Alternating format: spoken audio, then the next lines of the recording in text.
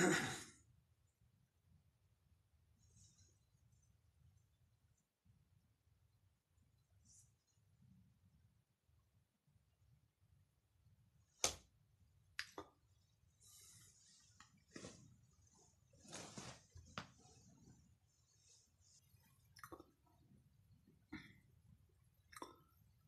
بالله من الشيطان الرجيم. بسم الله الرحمن الرحيم. الحمد لله رب العالمين، والصلاة والسلام على خير خلقه محمد وعلى آله وصحبه أجمعين. حمد و پسن هر جوی الله رب عالمیا. صلاة و سلام خدا لسر پیغمبر ما بن سید و سرور و ریزان و سرو کمی محمد علیه الصلاة والسلام ولسر مالبات ويهجا وهوال وقري وقد يا خدا الجهات وخبات وبرخدان كرنا ولسر چقا يقول قيريج وشوفان ومشن حتى رجا دابي حتى رجا قيامته قالي تماشى وانا قالي خوش كبرين هجا وانت بخيرات سجاورات. اهلا وسهلا. وهالشيخ السلام عليكم. عليكم السلام ورحمة الله وبركاته. خيراتي ناصر abi. باشين جانت سابت شواني تباشين شنو سنرلسن اسطنبول سوريا. أنت من اسطنبول؟ سوريا. أنت من سوري؟ كيف سوري؟ من أي بلد؟ من أي بلد سوري؟ حلب. عربي. أنت من حلب. هل تعرف بالكردي؟ لا والله. أنا كردي وأعرف بالعربي وأعرف بالتركي. تمام بالعربي تعرف يعني تحكي؟ أنا من مدينة ماردين. هل تعرف ماردين؟ ايه اعرفها. تركيا ايه. كم سنة تسكن في اسطنبول؟ سنة واحدة. سنة واحدة. قبل أن في أي بلد سكنت؟ ايه ايوه ما سمعت اول. ما مهنتك؟ بأي شيء تشتغل؟ في الخياطة. أنت تعمل في الخياطة. ايه في الخياطة. نعم طيب. كل واحد تقول لي شو خلص مالك. انت على حدود صاير قريب على سوريا. نعم بلدي قريب من حدود السوري. ايوه. أيوة. شو تشتغلوا هناك؟ ما بتشتغلوا؟ ولا أنا الإمام، وفي تيك توك أنا أتكلم. أنا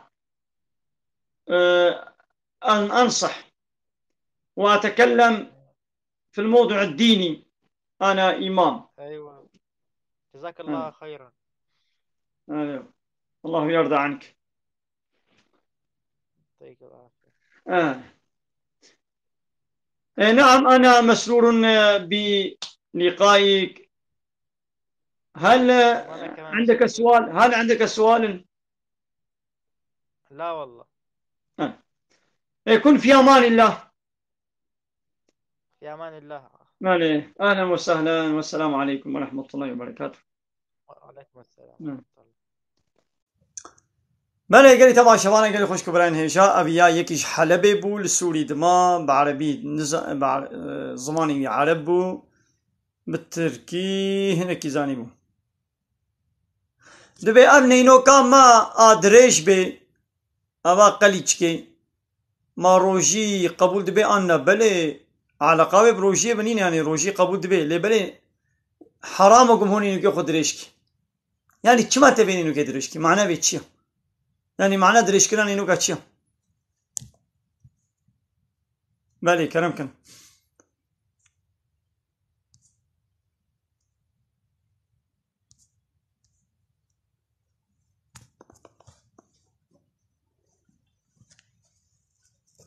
قال لي تمام شمانا شيء نامش خوا أب صاز وطنبور وداهول وزرنا وكماجا شوا اللي استوكاب وانا حرام أقولهم. بله گلی تماشاوانا گلی خوشک برین هجا امل بنده پرسی ونا کاوی تماشاوانی هنه انس أبا الكرم كتب خيراتي. Selamun aleyküm.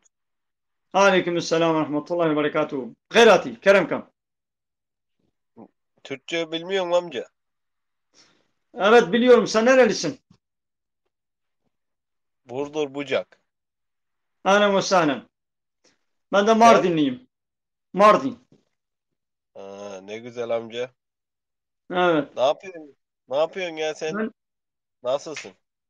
sağ olun, teşekkür ederim. Ne yapıyoruz? Biz de TikTok'ta böyle dini sohbet yapıyoruz. Dini sorular varsa cevaplıyoruz. Senin de dini soruların varsa buyurun sorabilirsin.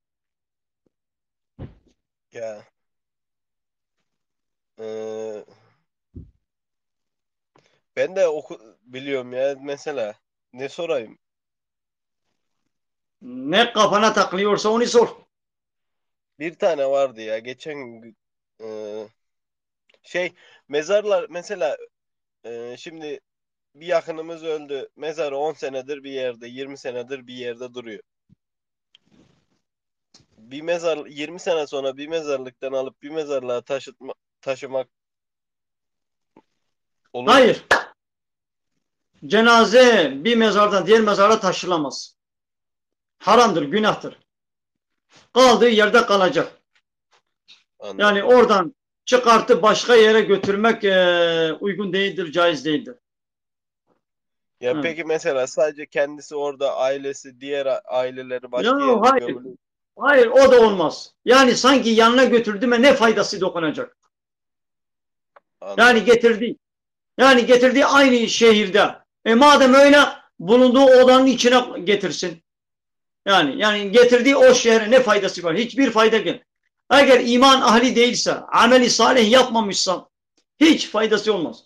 Fakat iman etmişse, Allah'a itaat ve ibadet yapmışsa, o nerede olursa olsun o e, iyi yerdedir. Kabri cennet bahçesinden bir bahçe olur.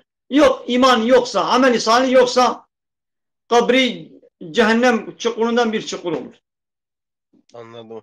Böyle. Sigara içmek mekruh mu haram mı hocam? Evet, sigara içmek haramdır, günahtır. Neden? Çünkü İslam'da şöyle bir kural, bir kaide, bir kanun vardır. Diyor ki nefse, Vücuda cana, zararlı. badana ve bedene zarar veren her şey haramdır. Mala zarar veren her şey halaldır, haramdır, yasaktır. Şimdi bu sigara içmekle hem malına zarar veriyorsun hem de canına, iç organlarına zarar veriyorsun. Bunun için haramdır, günahtır.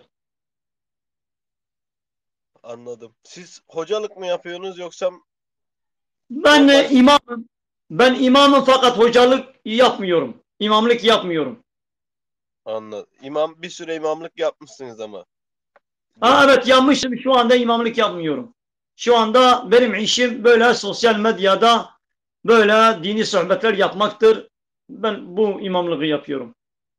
Anladım hocam. Sizi takip alayım da dinlerim ya sohbetleriniz o zaman. Valla benim sohbetlerim böyle. Eğer senin gibi Kürtçe bilmeyenler gelirse canlı yayına onlar için ben Türkçe konuşuyorum. Yoksa diğer genel sohbetlerim, canlı yayınlarım hep Kürtçedir. Fakat böyle ara sıra yayıncılar geliyor. Senin gibi ben onlarla Türkçe konuşuyorum. Sana bir soru sorabilir miyim? Her gelen misafirlerime şu soruyu ben soruyorum. Sana da müsaaden varsa sana da bir sorayım. Tabii tabii Bize hocam. Ne bize demek? kelime-i şehadeti söyleyebilir misin? Kelime-i şehadet. Eşhedü en la ilahe illallah ve eşhedü enne Muhammeden abdühü ve resulü. Çok güzel. Manasını da bize söyleyebilir misin? Manasını tam olarak eee, biliyordum unuttum ama şöyle bir şey. Mesela Bildiğini, Al- eee, bildiğini kadar söyle. Allah'ım dünyada son günümü yaşıyorum. Yaşarken de sana ellerimi açıyorum. Dua ediyorum. Yok yok Benden af hayır. diliyorum gibi. Yok yok o Nasıl? değildir. Siz söyler misiniz peki? Hem ben Aha çok güzel. tekrarlamış Müsaade edersen ben sana söyleyeyim. Müslüman olmayan bir kişi bu kelimeyi söylemekle İslam dairesi, İslam çerçevesi, İslam dinine girmiş oluyor. Evet, onu biliyorum. Manası nedir? Ben şahitlik ederim. Yani kalben tasdik ve inanıyorum ki, dilim ile de ikrar ediyorum ki, Allah'tan başka Başka hiçbir ilah. ilah yoktur. Yani emir ve yasaklarına uyulacak, itaat eğilecek hiçbir hak ilah yoktur. Sadece ve sadece ilahlık Allah'ın hakkıdır. La ilahe illallah. Allah'tan başka kanun koyan, yasa belirleyen, insanlara emir ve yasak veren, insanlara bazı şeyleri serbest, bazı şeyleri yasaklama yetkisi, bu hak ve yetki sadece ve sadece alemlerin Rabbi olan Allah'ın hakkıdır. Ben Allah'tan başka hiçbir ilah kabul etmiyorum. Yani Allah'tan başka hiç kimsenin emir ve yasaklarına boyun eğmiyorum, itaat ve teslimiyet etmiyorum. Yasama Allah'tan yetkisini, başka ilah yoktur. ilahın manası budur zaten. İlah bize emir ve yasak veren, ilah bizi yöneten, yönetme yetkisi elinde bulunan, kanun koyan, yasa belirleyen, bu ilahlık vasfı, ilahlık görevi, rolü, hakkı sadece Allah'ın hakkıdır. Kim Allah'ın yasalarını kabul etmeyip, onun yasalarına zıt yasa ve kanun belirlerse, o kendini ilah ilan ediyor demektir. Bu sahte ilahlara la diyoruz. La yani hayır, red ve inkar ediyoruz. Sadece ve sadece ilahlık hakkını Allah'a tanıyoruz, Allah'a kabul ediyoruz. Ve yine inanıyoruz ki Muhammed Allah'ın kulu ve elçisidir. Resulüdür. Manası budur. Evet. Bu kelimeyi söylemekle bütün sahte ilahlara red ve inkar etmiş oluyoruz. Anladım hocam. Sağ olun. Evet. Ben de biliyordum, mesela siz söylerken bilgilerim pekişti de ben zaten 3 sene yurtlarda kaldım. Süleymancı yurtlarında. Ee, Yasin, Teberek, Amme, Aşır, bütün sureler, dualar hepsini biliyordum da. Ama işte en kötüsü olan unutmayı yaptık biz. Oradan ayrılınca unuttuk, biliyorum. En Hala devam kötüsü edelim. Dinimizi öğren öğrenmemiz gerekiyor. ama Evet. şunu çok iyi biliyorum. Öğrenmemekten çok öğrenip de unutmak günah. Yani öğrenip de unutmak daha çok günah. Ya öğrenmemek de Allah-u Teala diyecek ki benim dinimi, kanunumu ben size bir şeriat gönderdim. Kanun, anayasa, Kur'an-ı Kerim ve peygamber gönderdim. Bunları neden tanımadınız? Neden yolunda gitmediniz? Bu evet. Evet, evet. Peki sormak istediğin herhangi bir soru yoksa o zaman seni de uğurlayalım. Belki Tamam başka hocam. misafirler gelir. Geldiğiniz için teşekkür ederiz. Dinlediğiniz Ben de için size teşekkür teşekkür ederiz. ederim. Evet. Hayırlı akşamlar. Güzel bilgiler Melisa için. Çavar. Ahlan ve sahlan. Allah işler razı olsun. Havale ki gotiye matış.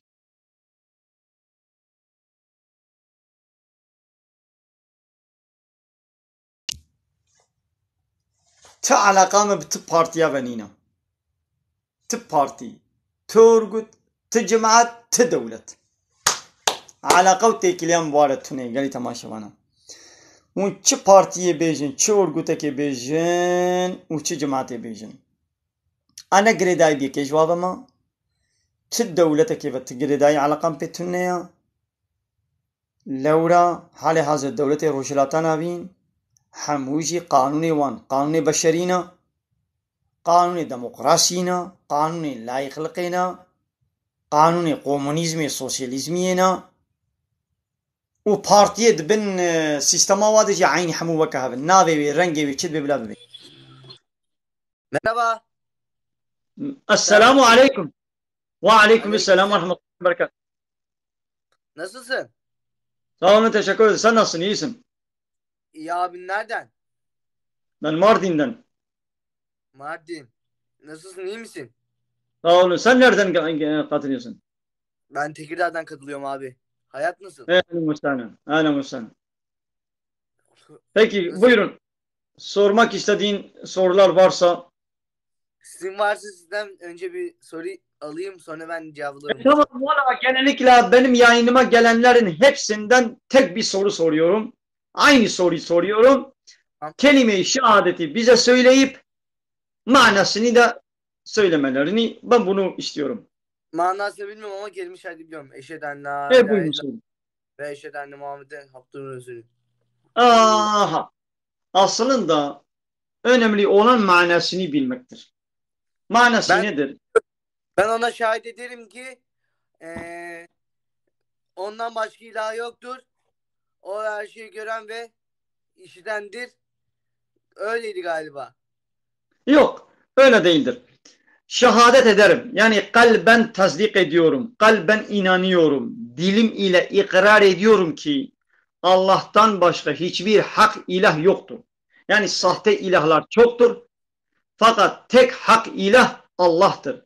İlahlık Allah'ın hakkıdır. Ve yine şehadet ederim ki Muhammed Allah'ın kulu ve elçisidir. Peki Allah'tan başka ilah yoktur ne demek? İlahın manası nedir? İlah. İlah insanlara emir ve yasak veren kişi demektir. अरे छू तमाशाबानी में निजाम चुमा छू याओ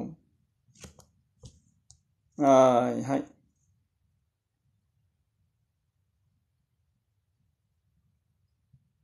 ya havale renas ami bahsa İslam'ı bakın ednava İslam'ı da ehlül beyt cihaya hamu ashabi peygamber hana yani Müslüman yeko beyaz Müslüman mecbur hac hamu ashabiyin peygamber baki o malbata peygamber ji aleyhissalatu vesselam ve ashabiye vici وقتی گو دریا اسلامی دبن ام دوی گو مجبورن حج حموا بکن یعنی ایجاب نکم اولو اوزل هم هرتم بحثا اهل بیتی بکن نه خیر او جی وکا وانا اصحابی الدنيا امي بحث بکن امي حج ابو بكر جي بکن حج عمر جي بکن حج عثمان جي بکن حج حضرت علي بکن حج ابو هريره جي بکن حج حموا اصحابي پیغمبر بکن يعني انس جي بکن عبد الله كريم مسعود جي عبد الله كريم عباس جي حموا اصحابي پیغمبر تماشاوانه کی میدی امیجی قبول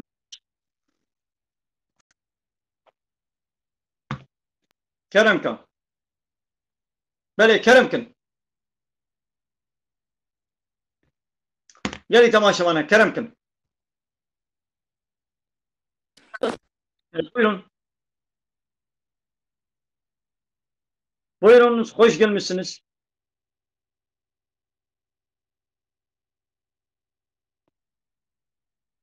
Çimamın haber nadın? Haber nadın? Edina.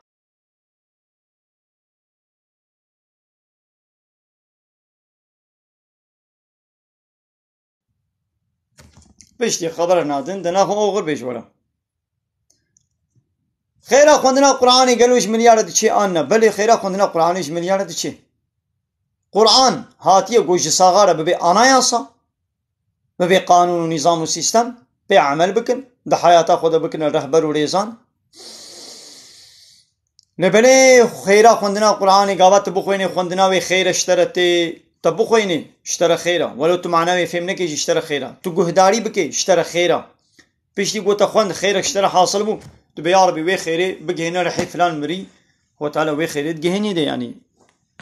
Şey be yani. بله گلی تماشا بانه گلی خوش کبرای نیجام Fatih Baba Selamünaleyküm hocam. Nasılsın hocam? İyi misin? Aleykümselam ve rahmetullahi ve berekatuhu. Teşekkür ederim. Sen nasılsın? İyisin? Hocam o gün sen yayını izledim biraz şöyle biraz göz geçirdin de güzel sözler söylüyorsun, güzel laflar söylüyorsun. Nasılsın hocam? İyisin inşallah. Ellerinden öperim. Teşekkür ederiz. Sen nasılsın? İyisin. Allah razı olsun hocam. Nereden Sen hocam? neredesin? Nerelisin? Adana. Adana hocam. Aleykümselam. Aleykümselam. Kürtçe biliyorsun. Kürtçe bilmiyorum hocam. Tamam. Baba Kürt. Soruların varsa Baba buyurun. Kürt. Soruyu. Babam Kürt. Anam Kürt. Arvat Kürt. Ama ben anlamıyorum. Allah. Ha, Valla hocam. yani baban annen Kürtse ve sana Kürtçe öğretmemişlerse Sen onların suçudur. Senin suçun değildir Hayatım hoş yani. geldin. Anlamadım vallahi hocam. Anlamıyorum hocam. Nasıl gidiyor hocam? İyisin inşallah. Seni ekliyorum hocam. Seni beni ekle. Ben seni arkadaş olarak ekliyorum. Ya Kuha Zeynep kusura nemezena. Na valla Kuha Zeynep perseta az guhlet kim yani kusura nemezena. Na valla min vecbira nekriya. Le asperina gehem. Beli buyurun soruların varsa soru sorabilirsin. Yok hocam. Kurmancı hocam sana öyle bir selam vereyim dedim. Halini hatırını sorayım dedim. Varsa ben sana bir soru sorayım. Sor hocam. Kelime-i şehadeti bize söyleyebilir misin? Kelime-i şehadet. Ya bir dakika arama kardeş. Bir dakika arama kardeş. Bir dakika arama kardeş. Bir dakika. Bele Zeynep gotiye mamhu pora xwa boyağa zer yani hna zer le bide çedben çenabe bele. Ya zer ya sor çedbele ya raş çenabe. Zeynep el kusure ne mezenam. Kusure ne mezen. Are. Am çubuna civataki من نکاری بول وجباتی و شانا زندگی بکن ایدی مجبور ما درنگ ام درنگ هاتنا مالی مگو که هم سلافه که بدنه و Aleykümselam. Selamünaleyküm. Aleykümselam ve rahmetullahi ve berekatuhu. Ahlen ve sahlen. Nasılsınız abi? Sağ olun, teşekkür ederim. Sen nasılsın? İyisin? İyiyim abi çok şükür. Allah iyilik versin. Nerelisin abi? Nerelisin? Ankara sen. Ali abi hoş geldin. Ben de Mardin. Nerelisin? Mardin. Ha Mardin. Müzik Gerçekten. sesi kısabilirsin, müzik sesi. Kısayım abi. Geliyor mu şimdi sesim? Ha gelmiyor, tamam. Tamamdır. Ama benim sesim bana geri geliyor. Benim ses. Nasıl ya? Bir dakika abi. Valla benim sesim bana geliyor. Şimdi nasıl? Şimdi geliyor mu? Evet. Şimdi geliyor mu? Valla geliyor. Allah Allah. Dur bir dakika. Şimdi nasıl? Şimdi konuş bakayım abi. Evet. Yine geliyor. Hadi bir şey olmaz. Buyurun. Allah Allah. Sorunların varsa soru sorabilirsin. Hoca mısın abi sen? Evet ben hocayım, ben imamım. Ha, ne güzel abi. Hoş geldin. Hoş bulduk. Evet buyurun soru sor. İyiyim abi sen nasılsın? Valla teşekkür ederiz. Yaş kaçtı abi senin? Yaş 40. 40. He, maşallah hiç göstermiyor. 30 gibisin. Yani beni kaç yaşında görüyordun? Ben seni 32 falan. Ha, valla ben 40 yaşındayım ya. Ben ihtiyarım ya. Sen beni genç Yok be, o göster. kadar durmuyorsun yani. Genç duruyorsun. Ha, ben ihtiyarım ya. Sana bir soru sorayım. Sor buyur. Kelime-i şehadeti bize söyler misin? Kelime-i şehadet. Söyleyeyim abi. Evet. Eşhedü en la ilahe illallah ve eşhedü enne Muhammeden abdü ve resulü. Evet. Manasını? Hoş Manasını?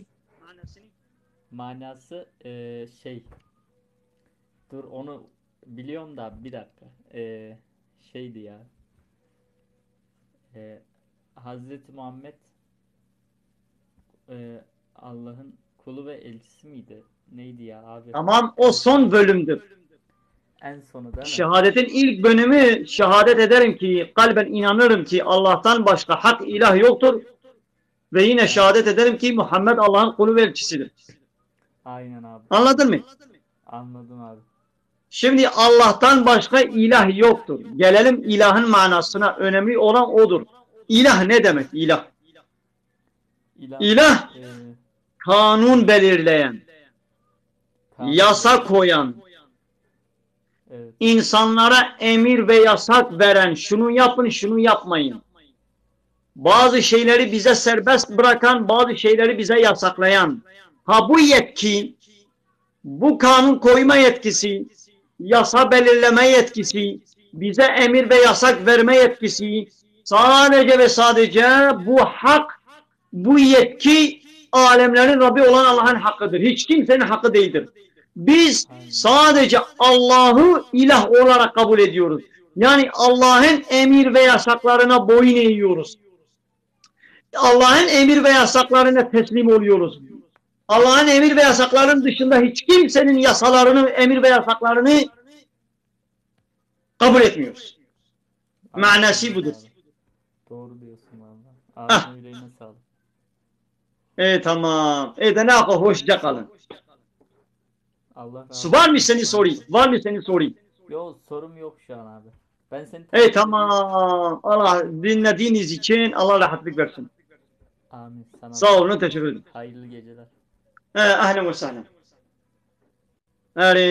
ماذا قالي تماشوانا مون جمرت بيجن كما هرتم عيني برسيتت كي ياو هر جارية كي نو تي از برسيج ويدكم يعني جير برسا عولا نزانن زحفي ملت نزانن هيدي فيقوم جوارة بيجن بيتكوين حرامة دومجي حرامة قناها قلت ما دوما يعني نميش تيدا تشيد بي يعني دويت دومي دا نميش تشيد بي لي اما ديسا قناها بیتکوین میزنه هر رو تلویزیون آدم بهیزن گلک انسانی بیتکوینی پری خون دا کرنا عقلی خوشی اون دا کرنا دینو مینو بونا و دچن خرکت کشن تماشاوانه که میدی هاتیان ویدی قبول بک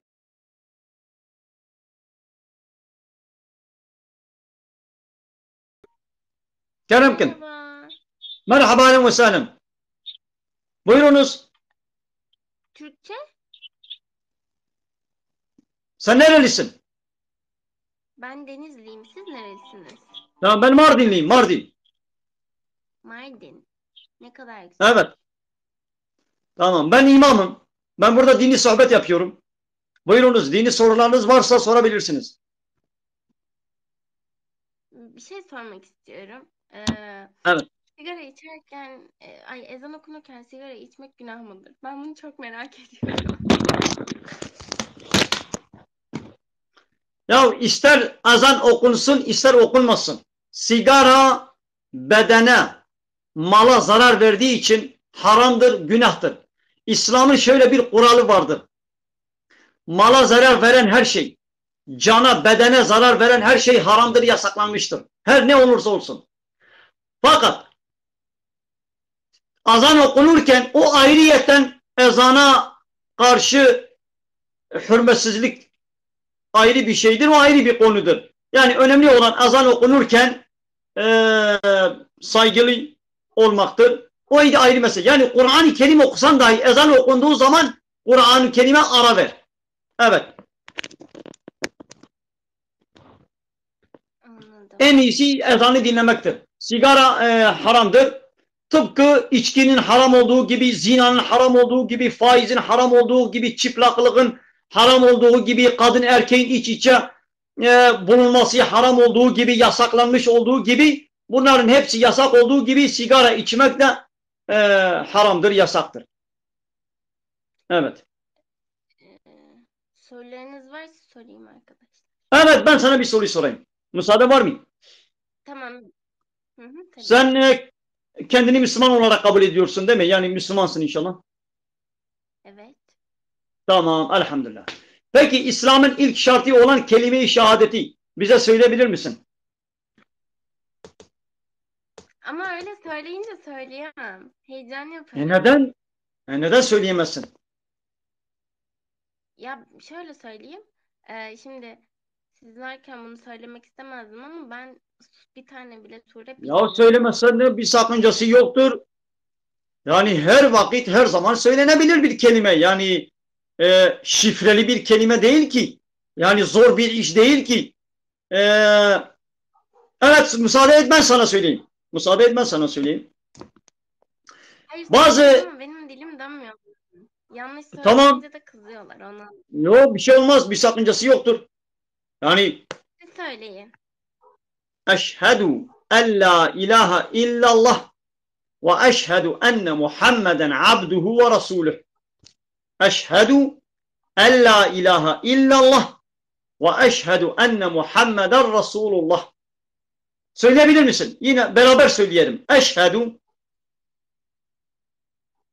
Eşhedü en la enla ilahe ilaha illallah illallah ve eşhedü ve Eşhedü enne enne Muhammed Muhammed abduhu ve rasuluh.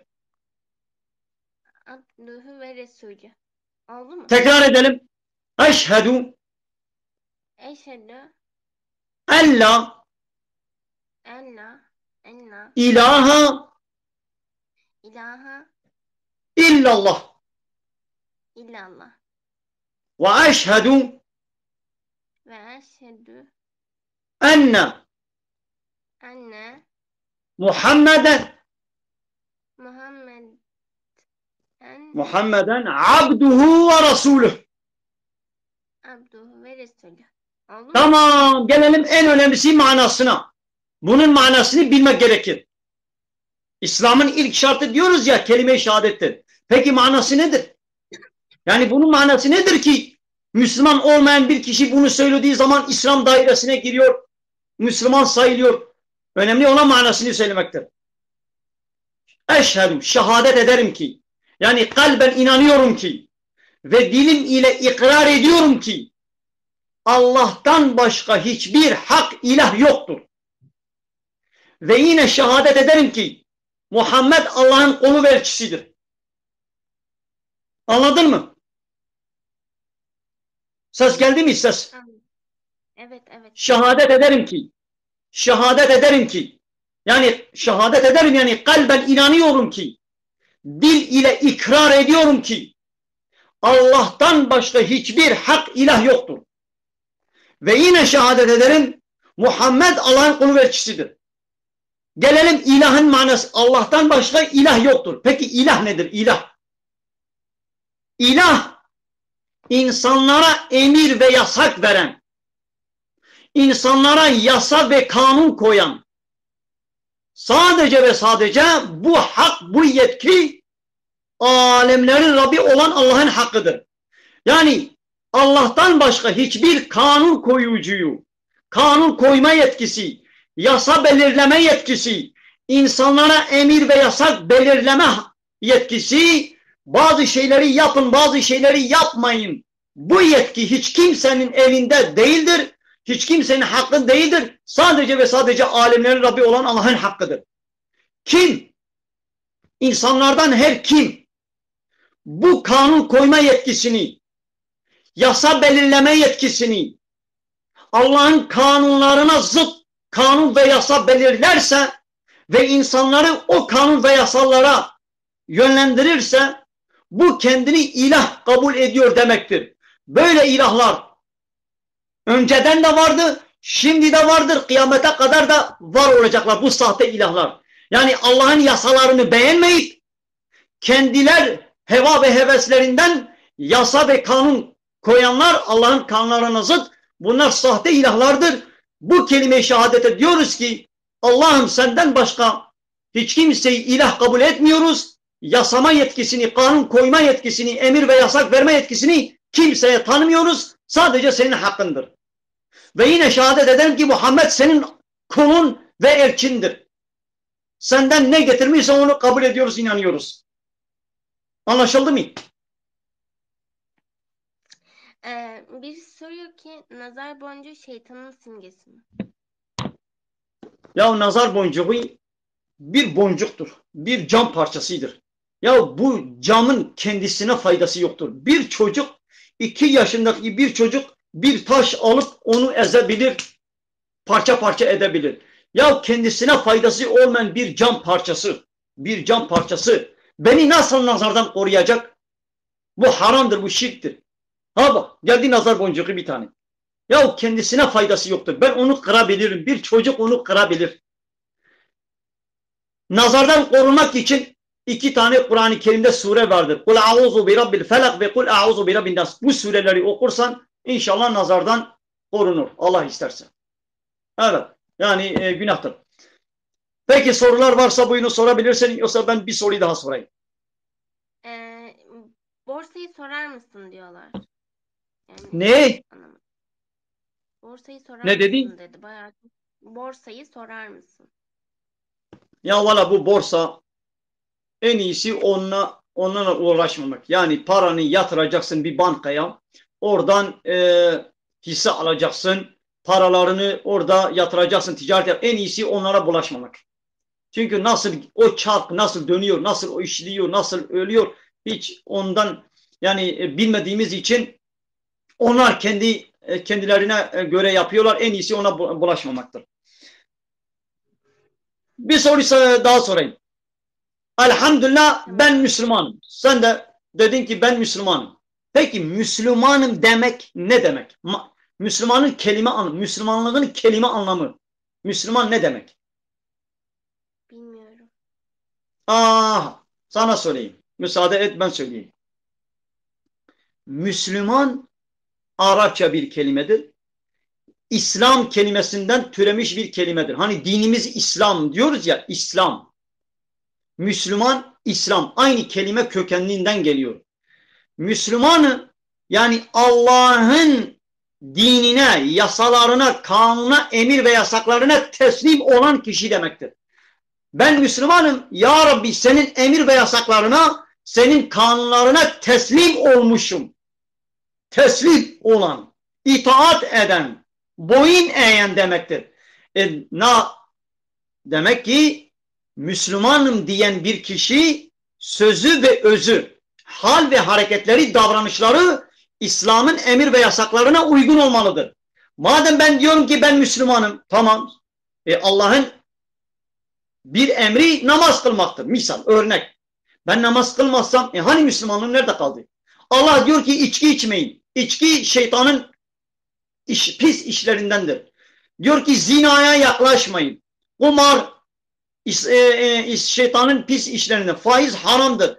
Çıplaklık haramdır.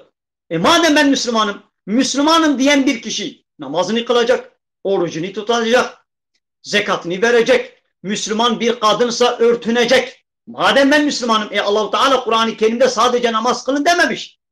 Örtünün. Nur suresi 31. ayet ve Ahzab suresi 59. ayeti kerimede Allah-u Teala diyor ki ey peygamber mümin kadınlara, senin hanımlarına, kızlarına ve mümin kadınlara söyle dışarı çıktıkları zaman örtülerini üzerinden salsınlar ve güzelliklerini gizlesinler. Güzelliklerini gizlesinler. Güzelliklerini sadece kocalarına, eşlerine, babalarına, kardeşlerine, oğullarına, amcalarına, dayılarına ancak gösterebilirler. Yani şu anda Müslümanım diyen yani çoğunlukla Müslümanım diyen kadınlar şu tesettür emrine riayet ve dikkat etmiyorlar.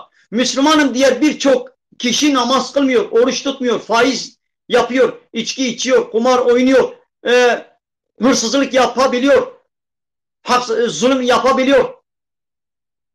Demek ki bu Müslümanlık sözde kaldı, özde kalmadı. Sözde olmakla Müslümanlık olmaz. Evet. İnşallah sen de bir Müslüman kadın olarak namaz kılıyor musun? Hayır, namaz kılmayı bilmiyorum. Şimdiye kadar sen Rabbin için şimdiye kadar hele hesapla dünyaya geldiğin günden beri Allah'ın senin için yaratmış olduğu kaç litre su içtin?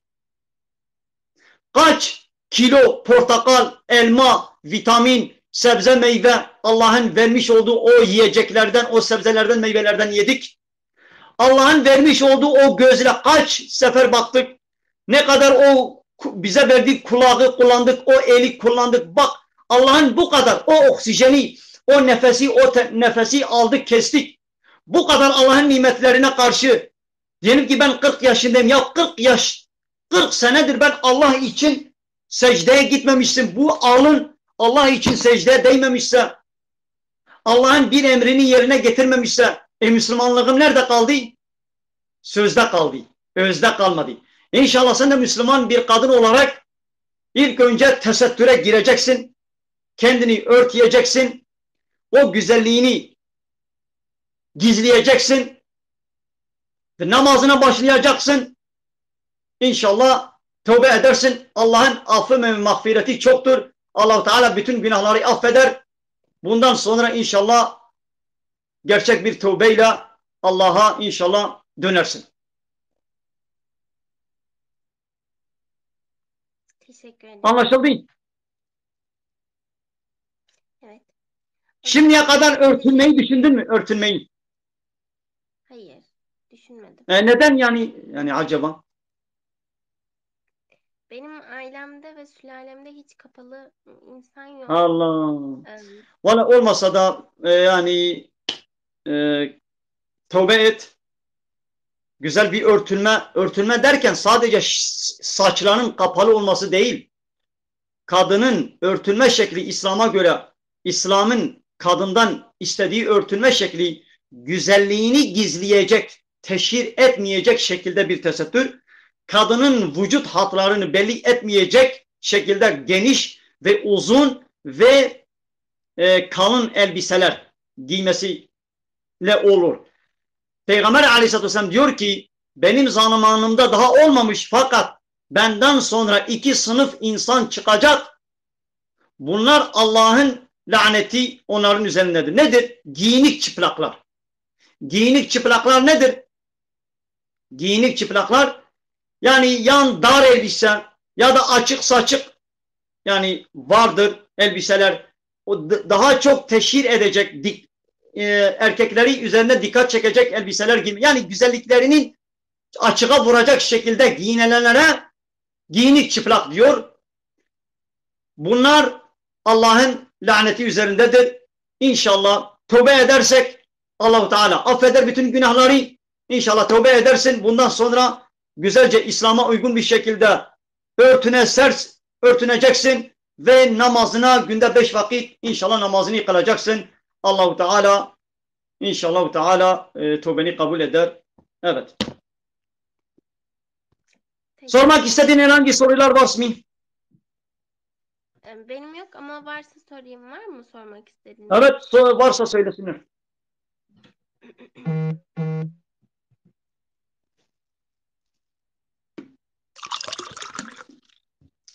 Avale Gojmera diyari şendir mala ve tebdava.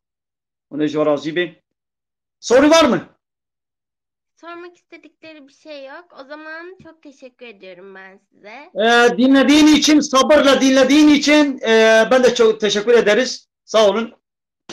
İnşallah İyi akşamlar tesettür, diliyorum. tövbe Görüşmek edip üzere. tesettüre Allah'a gireceksin inşallah. Sağ olun.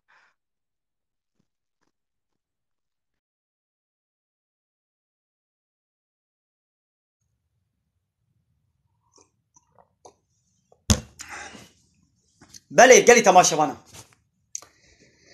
بله گلک جملت بشین چی ایشه تلوی تیک توکی هیا و توا کچکا تینی سر تیک توکی که هنه های یاینا و فنومنی تیک توکی هنه جانی یاینا و کروکو کچک بهورتین و خبری پیس و فحش جبرت بشین کچکی تازی خبری پیس و فحش جبرت بشین نولو جوارم و تشکی نابشین لهانه ها لفيد المزه ويك تشكي نزاني وكلمة شهادة بيجي من جيرة كلمة شهادة بقول معناه بمجيرة قول إيه نبي هواي بانو مي شوا خو قهاد باني ده إيه قالي تماشى بانا ما لا وتبدأ با خذ خيرا وقبول كي خذ جوارازي بي تماشى بانا كدي هاتيام ويجي قبول بكن ne oldu? Merhaba. كرمكن مرحبا أهلا وسهلا كرمكم buyurunuz. Türkçe biliyorsunuz değil mi? Arapça konuştuk da ben. Hanım Türkçe biliyorum. Sen nerelisin? Kayserliyim ben. Ahlen ve sahlen. Evet ben Mardinliyim. Ana dilim Türkçedir. Türkçeyi de elhamdülillah biliyorum. Evet. Tamam. Ben burada dini sohbet yapıyorum. Dini sorular varsa cevaplıyorum. Buyurun sizin de sorularınız varsa alabiliriz. Sorum yok. Tamam müsaade varsa ben bir soru sorayım. Yani gelen tüm misafirlere benim canlı yayınıma katılan herkese tek bir soru soruyorum. Yani yanlış anlaşılmasın. Yani biliyor musunuz, bilmiyorsunuz, imtihan falan amaçlı değil. Yani sadece bilgi amaçlı, diğer seyircilerin de bilgilendirilmesi için kelime-i şehadeti bize söyleyebilir misin? Eşhedü en la ilahe illallah ve eşhedü enne Muhammeden abdühü ve resulühü. Tamam. Manası nedir?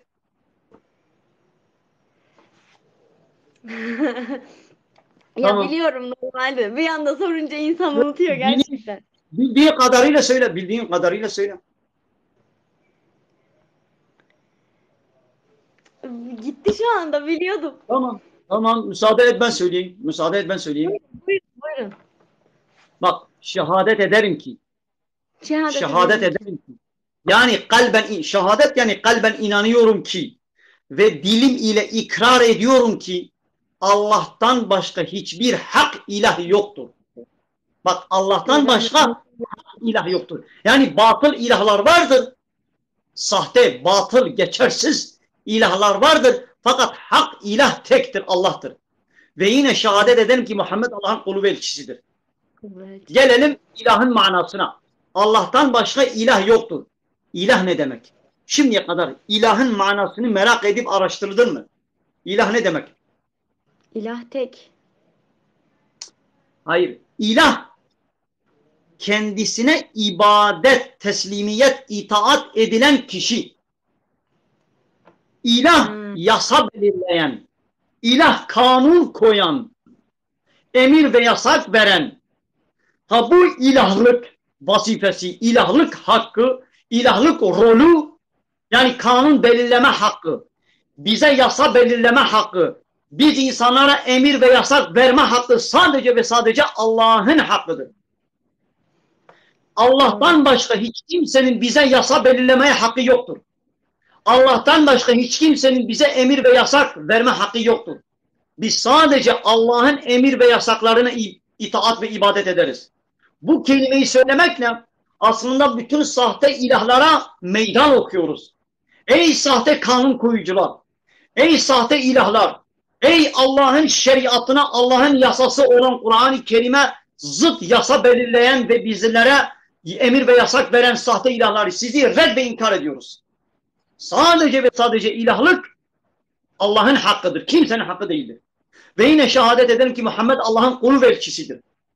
Muhammed Allah'tan bize ne getirmişse onu kayıtsız, şartsız kabul ediyoruz demektir. Manası budur. Evet. Çok güzel açıkladınız hocam, sağ olun. Ama bir soru daha sorabilirim. Senin soruları var mı? Benim sorum yok şu anda. Peki ben bir soru sorayım. Elhamdülillah Müslümansınız değil mi? Siz kendinizi Müslüman olarak kabul ediyorsunuz değil mi? Aha. Peki ben Müslümanım. Manası nedir? Mesela ben desem ki ben manavım, manav. Manav demek ne demek? Elbise diken, kumaş kesen. Öyle mi? Manav ne demek? Manavcı. Ben manavcıyım ne demek? Manavcı manası vardır. Ben terziyim. Yani meyve sebze satıyorum. Öyle mi? Hayır. Ben terziyim, kumaş, elbise dikiyorum. Ben manavım, meyve sebze satıyorum. Ben sıvacı, boyacıyım, tamirciyim. Her şeyin bir manası vardır. Peki ben Müslümanım. Manası nedir? Ne demek oluyor? Ben Müslümanım. Müslümanlığın manası İslam dinine uygun yaşayarak Allah'a kulluk etmek. Aferin, aferin. Çok güzel. Müslüman demek teslim olan demek. Peki kime teslim olan? Herhangi bizim gibi bir insana teslim olma değil. Müslüman demek Allah'ın bize göndermiş olduğu yasalara, peygamberin bize emrettiği emir ve yasaklara teslim olan demektir. Ben Müslümanım yani ey Allah'ım senin emir ve yasaklarına boyun eğiyorum. İtaat ve teslimiyet ediyorum demektir. Müslümanlığın manası budur. Ben diyorum ki ben Müslümanım. Bakıyorum bende namaz yoktur. Bende oruç yoktur. Zekat yoktur. İçki var. Kumar var. Faiz var. Bir kadın diyor ki ben Müslümanım. Namazı yok. Orucu yok. Tesettürü örtülmesi yok. İslam'a göre örtülmesi yok. Faiz var. İçki var. Erkeklerle iç içe bulunmaları var. Hani sen dedin ki ben Müslümanım? Hani Allah'a teslimiyet? Demek ki o zaman Müslümanlığın sözde kaldı. Özde kalmadı. Özde olması gerekir. Anladın? Yani şimdi bu tek kadınlar için geçerli bir şey değil. Bunu Hayır, konuşalım. hayır. Herkes tesettür sadece kadınların emredilen bir şey değildir. Erkeklerin de örtülmesi gereken yer dizle göbek arasıdır. Erkeklerin örtülmesi gereken yer Allah-u Teala diyor ki dizle göbek arası, kadınların hep bütün vücudu yani güzelliklerini gizlemeleri, bütün güzellikler. Nur suresi 31. ayet, Nur suresi 31. ayet, Ahzab suresi 59. ayet. Burada Rabbimiz diyor ki mümin kadınlara söyle güzelliklerini açığa vurmasınlar, dışarı çıkarken örtülerini örtsünler, güzelliklerini gizlesinler, vücut hatlarını belli etmeyecek şekilde geniş ve bol elbiseler, uzun elbiseler giysinler, güzelliklerini sadece kocalarına, helal kocalarına, babalarına, kardeşlerine, abilerine, dayılarına, amcalarına yani nikahı düşmeyen erkeklere ancak gösterebilirler. Anladın? Anladım. Çok güzel. Tamam. İnşallah şimdiye kadar örtünmeyi düşünmüş müsün? Şimdiye kadar. Peki namaz kılıyor musun? Namaz kılıyor muyuz? Yani elimden geldiğince. Ara sıra kılmışsın. Bak şimdi eğer hani bazen mahkumlar vardır, mahkumlar. Devlet onları serbest bırakıyor. Fakat diyor ki haftada bir gün geleceksin karakola imza karşılığında seni bırakıyorum. İmza. Bazı mahkumlar günde bir defa imza atmaya mecburdur. Değil mi?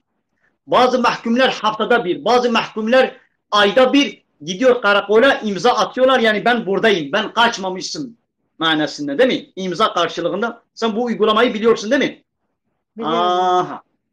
Bu namaz, şimdi senin diyelim ki böyle bir mahkumiyetin varsa, devlet diyor ki seni salacağım hapishaneden, cezaevinden bırakacağım. Fakat günde her gün bir sefer karakola gelip imza atacaksın ve yine gideceksin evine, işine gideceksin.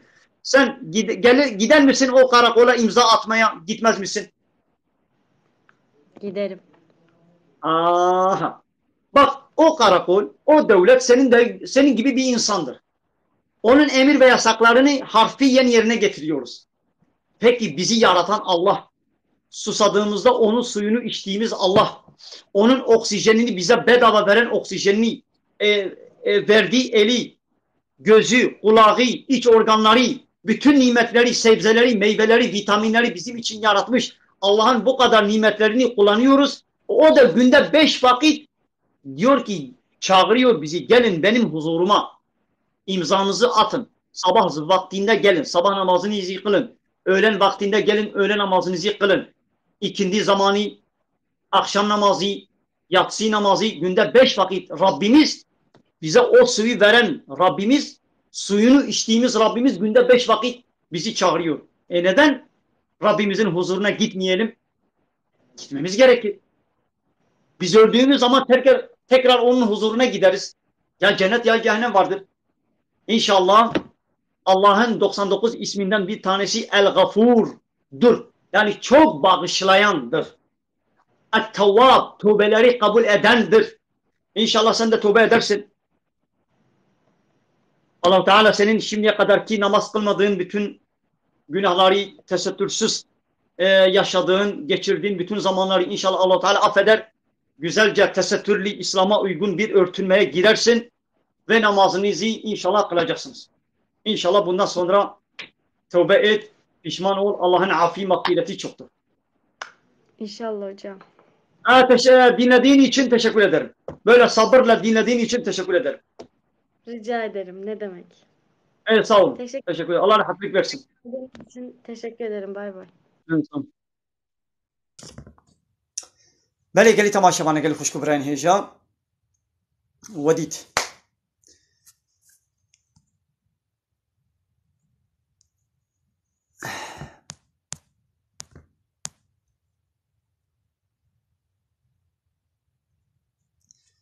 یا خود تعالی نگوت یا ایگو المیج نکی جزایوی هلقاسه ایگو روژی نگری جزایوی هلقاسه ایگو خروط بکی جزایوی هلقاسه ایگو عراقي وقوي جزائري هلقاسة ولو نقوتيا وكا قانوني دولة تديد اي بيقو لامباسور درباس بكي هلقاسة ايقو راداري درباس بكي هلقاس جزائري هيا ايقو فيرجيا خون جزائر خودي نولة بلي نكريا لمعنى بنا وقو يعني ايدي نقونها خوتانا قوتيت بامريا مبكي جزائر جهنمي ايدي ويشقا جهنمي بديتا مويدي نزانا تمام قالي تماشا وانا بس ايدي بو درنك امي وشانا خوازن ديب داوي بكن معنا باشا مالا وتبدا با خودش ورازي بي كامل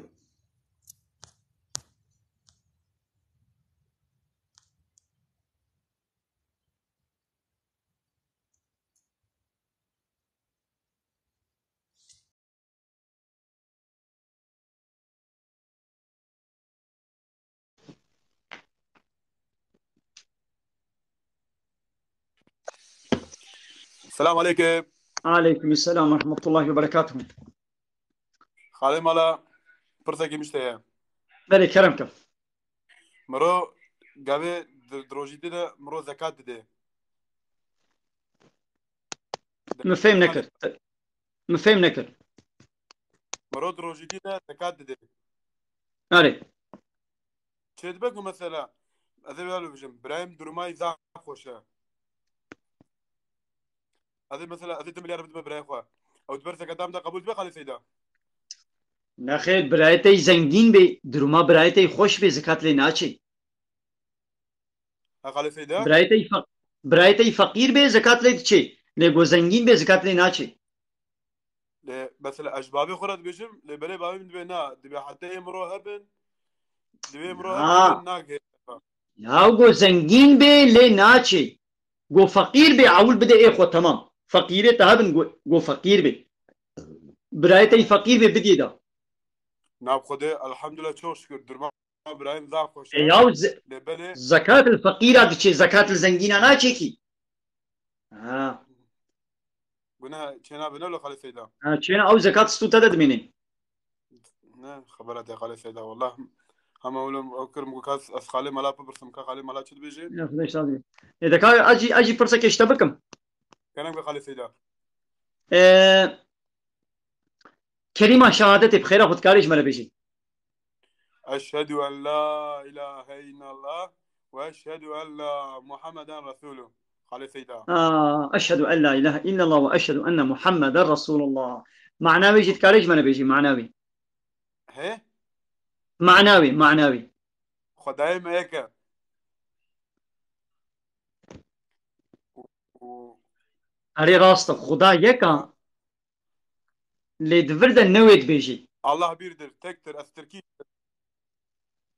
كلام بخالي نا سيدا تكال مجهداري بكازي بيجي المجهداري بكازي بيجي اشهد از بقلبي خو باوردكم خالي سيدا اشهد از قلبي خو باوردكم وبزماني خو اقرار دكم گوش الله في بتو إلهك يا حق تنيا ودي سباورتكم جو محمد رسولي بيا بلي خالي جا الله في إله تنيا إله معناه يقول قانون ونظام أسر سليمة ديني إله معناه يقول أمر فرمان المبكي ها أب حقي قانون شيكرني حقي أمر كلون وفرمان كرني نشتك كثير إلا جاء الله ريا أم طاعة وعبادة وتسليمية قانوني كثير لكن إلا جاء الله ردكم ودي سباورتكم جو محمد رسولي بيا فهموا ذاك وش تكلم تجبط ماني بلي خالي سيدا اجباط ماني ما باش أصلي قد تشتري اصل اقول سليماني ما خالي سيدا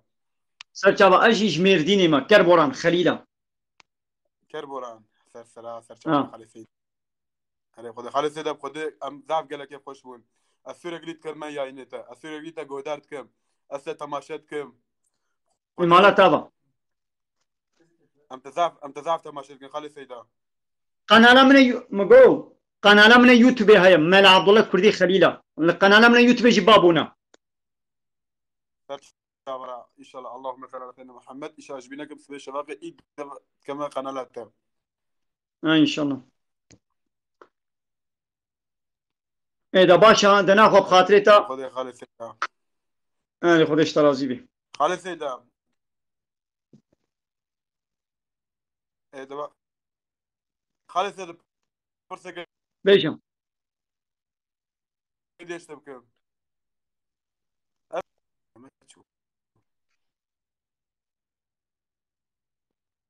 كلام كم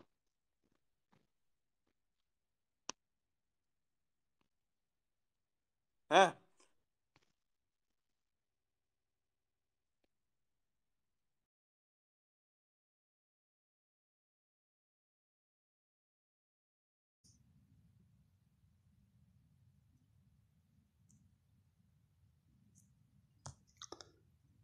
ربي عالمت بنيزيكي زنا ينبن الزنا تشتكي فحش وشابال وريكا بيسا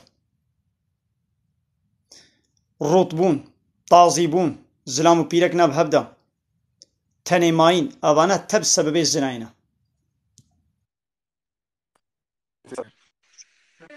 خالد مالي دنجيتو قدبي خالد سيداش كلام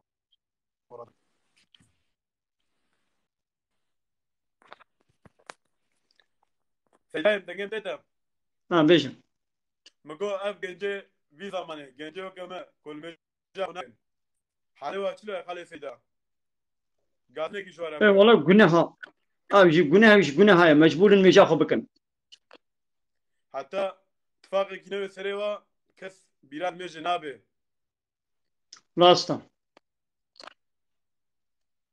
از قادم والله تشكيلي كبدي لميش فرضا خالد سيدا از قادم تشاغري كبدي لجنجا وياينا دا تشيا ياينا ما دجي هنا از قادم تشاغري كبدي بيجا بورن مجا خوكن جنجنو بلي بلي قالي تماشبانا لميش فرضا إسلامية أمري رب العالمين مسلمان مجبور المجاخو بكي أمر فرماني خودي مجبور بين مجه بلي يعني فرقان مسلمان ونا مسلمان بتشي جف خياد بي بالميشي وقت يقول الميش نكن كامي شوازان انتم مسلماني تنا مسلماني اللي ما يجي فرض اسلامي روجي بينج وقت فوت على فرصيه اذا باشا حوالي محمد تشي جديد بيجي نبي بخاطرته مالا تابع خدش ترازي بي امي وشانا خم بيك جدن مالا تحضر جارة سيدا بخاطرته خدش ترازي بي سلسلين سرچان سيدا ستم دسي خالي خدش ترازي بي خدي بقى خالي سيدا راسي بي